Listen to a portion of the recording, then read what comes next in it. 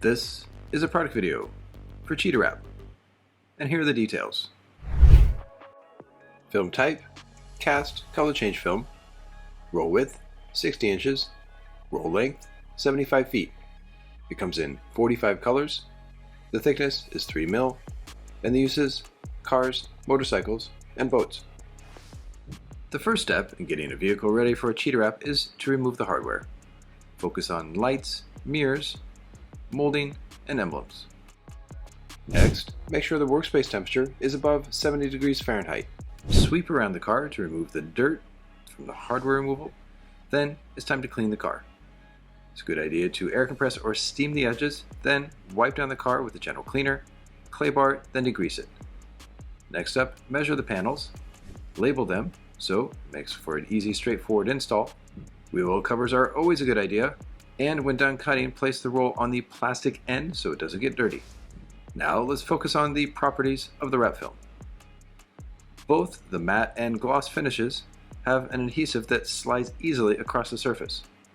Note that if the workspace temperature is too low, squeegeeing won't adhere it, so it's a good idea to add heat so it sticks nice and firm. One thing that's very important to note is that with the gloss film, it comes with a cap sheet. An easy way to remove it is place masking tape on one end and simply pull away. With the matte and satin finishes, note that it doesn't come with a cap sheet, so during the squeegeeing process you may get light scratches from the squeegee. It's not a problem, add heat and it'll disappear. Matte film can get oily as well, but using the proper aftercare product can keep that matte finish perfect. Sometimes you're going to have to install inlays or overlays, especially on bumpers. Always add knifeless tape because it's a direct cut on the surface, and if it's a matte finish, clean the surface with alcohol first of the base layer, make the cut, then apply knifeless tape again, ensuring that there's an overlap of about 1/8 of an inch. Pull the excess film away, then add heat to the top layer so the two pieces bond securely. This will help ensure perfect inlays and overlays for the long term. Now we move on to installation tips and tricks, and we'll begin with the hood. Place the panel on the hood and remove the excess film with the liner on to save for mirrors and door handles, then release the entire liner. Spread the film out evenly on the surface, being careful not to drag it across the body lines to avoid sanding, then squeegee in firm, overlapping squeegee strokes. If bubbles do occur, simply press them away with a finger. Now remove the cap sheet. Now keep in mind you can install with or without the cap sheet on, but for flat panels it's a good idea to do it because it doesn't scratch. Then heat the edges and the main surface area. Now it's time for cutting. Always be sure to cut either so the film rounds the edge or cut on the opposite side so it folds fully behind. Once all the excess film has been removed, go over all the edges with heat and an application glove or squeegee. Now I move on to sections that have a raised object, in this case the roof.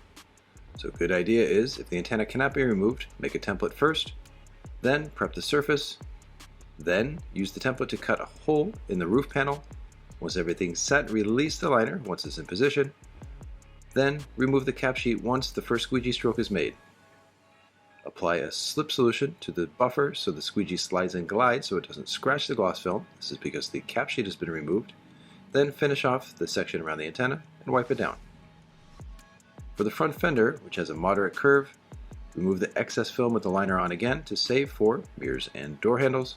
And a good idea in this case is to cut on the opposite side.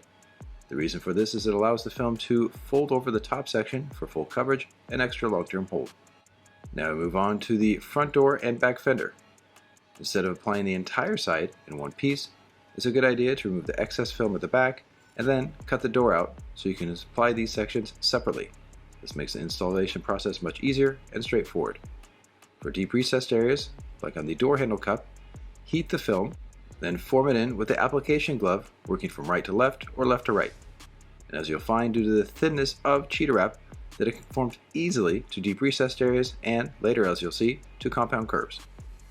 For sections that have molding, like the top of the door, pick the film up, tuck it in nice and deep, then once the film is in really deep, cut the excess film away and then seal the edge with a tucking tool. Just like the hood, for the edges, go over them with heat and pressure to make sure they're fully sealed. For door handles, a good tip is to wrap them off the body, heat the body itself so it allows the film to stick nice and clean, form the film around and then cut it cleanly to the edge.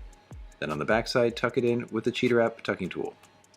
Always go over the door handle with heat to activate the adhesive, and as you can see, it conforms easily. Now we move on to the front bumper, and a good idea is to place it on a ramp or lift. Remove the cap sheet first to make it conformable, then add heat to conform it and shrink it to recessed areas and the curves. Make relief cuts as necessary, and as you can see, a perfect finish. For the back bumper, the same protocol applies, and it's a good idea to work with 2 installers to easily form the film to the giant compound curves. Finish as normal. And on the trunk, working with 2 installers again is a good idea, and as you can see, form it into the recessed area with firm overlapping strokes from the application glove. Add heat when necessary to soften it.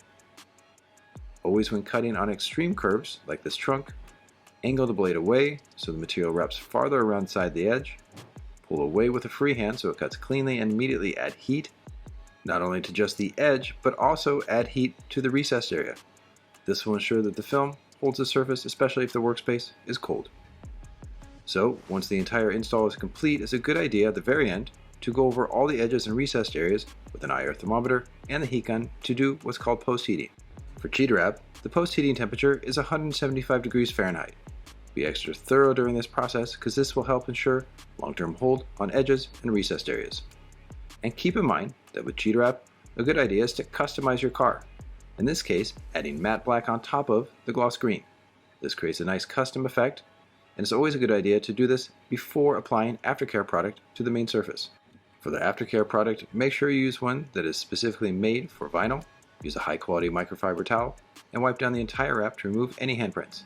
Avoid cleaning the wrap with alcohol, as this can dry the film out. And now that the car has been fully wiped down, it's time to reinstall the hardware. Always make sure you reinstall the hardware carefully so as to not damage the wrap. And the final post-install tips are to always recycle the cap sheet, and in terms of trash and your backing paper, lay all the backing paper flat in one location, roll it up in one tight roll so you only have one trash bag at the end of the job. And keep in mind that if it's really cold outside at the end of the job, make sure you allow the vehicle to stay inside a warm workspace above 60 degrees for 24 hours to create a full bond on the surface. And note that when it comes time to remove the CheetahWrap, always do so within warranty, use a heat gun, and it should come off easy and straightforward with no or little adhesive residue left behind. For more information, to purchase CheetahWrap material and tools, be sure to go to CheetahWrap.com and check out their videos on YouTube.